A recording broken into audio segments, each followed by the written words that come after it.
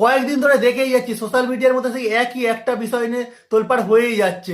সায়ক অলিপাপ, অলিপাপ সায়ক, এই একটা বিষয় নিয়ে একবার তাকে দোষ দিচ্ছে, একবার ওকে দোষ দিচ্ছে। এটা হয়েই যাচ্ছে, এটা কি থামার কোনো নামই নিচ্ছে না। তাই আমি ওই একই টপিকে আরেকবার ভিডিও করছি। তবে আজকে আমি ঝগড়া বাড়ানোর জন্য নয়, ঝগড়া থামানোর জন্যই করছি। প্রথমে কন্ট্রোভার্সিটা শুরু হয়েছিল সায়ককে অলিপাপ রেস্টুরেন্টে মাটনের বদলে বিফ খাইয়ে দেওয়ার ব্যাপার নিয়ে, কিন্তু এখন সেটা একই টপিকে কন্ট্রোভার্সি শুরু হয়েছে ইন্দ্রদার সাথে তাপসদার। প্রথমে ইন্দ্রদা সায়কের এই ব্যাপারটা নিয়ে একটা ভিডিও বানান, সেখানে তিনি বলেন যে সায়কের 30% ভুল আছে আর ওই অলিপাপ রেস্টুরেন্টের ভুল আছে 70%।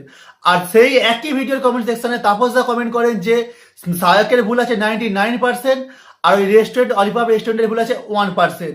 আর ঠিক এখান থেকেই শুরু হয়ে যায় দুজনের মধ্যে কন্ট্রোভার্সি। আমি তাপস দা এবং ইন্দ্রদা দুজনের ভিডিও দেখি, কিন্তু পার্সোনাল ভাবে আমার ইন্দ্রদার ভিডিও বেশি পছন্দ, কারণ উনি নিজের ধর্ম, নিজের সংস্কৃতি, ঐতিহ্য, দর্শন, বিজ্ঞান এই সমস্ত বিষয় তিনি ভিডিওর মাধ্যমে তুলে ধরে।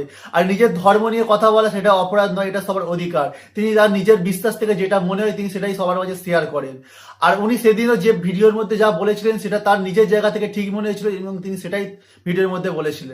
এখানে আমি তার কোনো কিছু ভুল তাই দেখতে পাচ্ছি না। আর আমি ইন্দ্রদাকে পার্সোনাল ভাবে সাপোর্ট করি, কারণ উনি অন্তত কারোর মনে রাখার জন্য নিজেকে সেকুলার প্রমাণ করে না। উনি নিজের ধর্ম, নিজের বিশ্বাস কখনো কারোর কাছে লুকিয়ে রাখে না, আর বলতে লজ্জাও পায় না। আর অপরদিকে তাপসদা তিনি একটুখানি নিরপেক্ষ চিন্তাধারার মানুষ, তিনি সব দিক নিরপেক্ষ বিচার করে তারপরেই ভিডিও বানায়, হুট করে কারোর উপর কোনো অ্যালিগেশন চাপিয়ে দেয় না। তিনি তার আইডিতেও সায়ককে নিয়ে নিজের মতামত জানিয়ে একটা ভিডিও করেছিল, তিনি তার মতামত অনুযায়ী যা বলা সেখানে বলেছে। এরপরে তিনি ইন্দ্রদার কমেন্টে গিয়ে, মানে ইন্দ্রদার ওই সায়ককে নিয়ে ব্যাপারে যে ভিডিওটা করেছিল সেখানে কমেন্ট করেন, এবং সেই কমেন্টটা ছিল ইন্দ্রদার ভিডিওর পুরো বিপরীতমুখী। আর এই জায়গাটা থেকেই প্রবলেমটা শুরু হয়, কারণ একটা যখন বড় কন্টেন্ট ক্রিয়েটার আরো একটা কন্টেন্ট ক্রিয়েটারের আইডিতে গিয়ে কমেন্ট করে, কিন্তু সেটা সেই কন্টেন্ট ক্রিয়েটারের পুরো মানে বিপরীতমুখী হয়, তার বিরোধিতা করে কথা বলে, তো সেটা স্বাভাবিক আর একটা কন্টেন্ট ক্রিয়েটার হয়ে ইন্দ্রদার খারাপ লাগার কথা।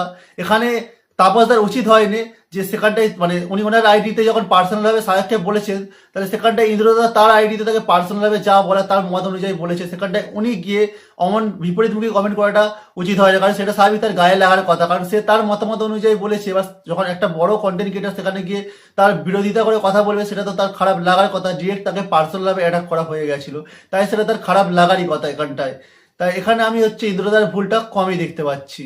দুজনের মতামত আলাদা হতে পারে, কিন্তু কেউ কখনো কারো শত্রু হতে পারে না। এখানে সমস্যাটা কোথায় জানো? সমস্যাটা হচ্ছে আমাদের মতন দর্শকরাই, মানে আমরা এদের দুজনের মধ্যে আরো ঝগড়া উস্কানিতে বাড়িয়ে দিচ্ছি। আমরা একজন আরেকজনের কমেন্টেশনে গিয়ে এমন এমন কথা বলছি যেটাতে এদের নিজেদের মধ্যে ডাইরেক্ট আরো গায়ে লেগে যাওয়ার মতন কথা হচ্ছে, যার জন্য তারা নিজেদের কন্ট্রোভার্সি থামাচ্ছে না, উল্টা আরো বেড়েই যাচ্ছে। যার নিয়ে এত তর্ক বিতর্ক সে কবে একটা ভিডিও করে থেমে গেছে, কিন্তু এখানে তোমরা নিজেদের মধ্যে কন্ট্রোভার্সিতে জড়িয়ে পড়ছো।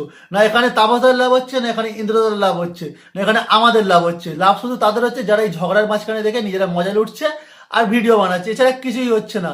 এখানে একজনের ফ্যান ফলোয়ার আরেকজনের কমেন্টেশনে গিয়ে খারাপ কথা বলছে, উল্টোপাল্টা কথা বলছে, এছাড়া কিছুই লাভ হচ্ছে না। সোশ্যাল মিডিয়ার ঝগড়া দুদিনের ঠিক হয়ে যাবে, কিন্তু নিজেদের সম্মান, রিলেশন এগুলো এইভাবে নষ্ট হতে দিও না, এটা তোমাদের পরে নিজেদের খারাপ লাগবে। আমরা ধর্ম নিয়ে কথা বলবো, আমরা সমাজ নিয়ে কথা বলবো, কিন্তু কখনো কাউকে শত্রু ভেবে কথা বলবো না। নেতাজি এবং গান্ধীজি দুজনের মতামত ভিন্ন ছিল। নেতাজি গান্ধীজির নীতির বিরোধিতা করতেন, কিন্তু কখনো গান্ধীজির বিরোধিতা তিনি করেননি। আমরা এখান থেকে শিক্ষা নেওয়া উচিত। আর তাই আমি চাইবো যে তোমরা নিজেদের মধ্যে কন্ট্রোভার্সি এখানে থামিয়ে দাও, এই কথাটা নিয়ে আর বাড়াও না।